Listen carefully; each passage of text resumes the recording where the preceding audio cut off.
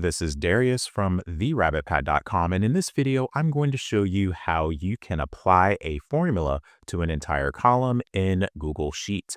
Here I have a grocery list, and let's suppose I want to put the total cost of each item here in this column and have it appear in these other cells below it. The first thing you need to do is you need to enter your formula in the topmost cell, and I'm going to press enter, and lo and behold, Google Sheets has already figured out what I want to do. I'm going to multiply C3 by D3.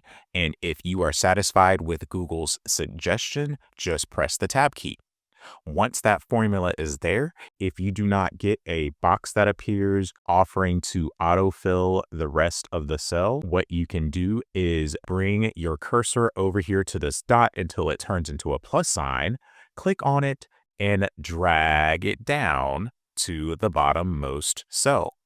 And when you do that, it will apply that formula to those cells.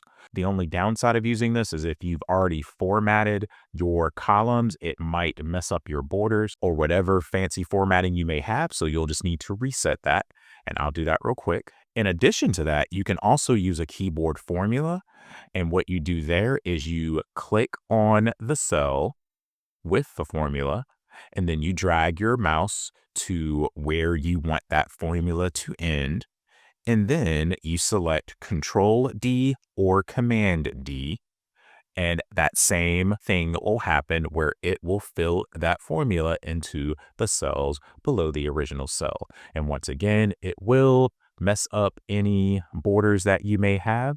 So just go ahead and correct that just like I did the last time, and you will be all set. So this video shows you how to apply a formula to an entire column in Google Sheets. If you found this video helpful, please click that like button and subscribe to this channel to view more helpful videos in the future.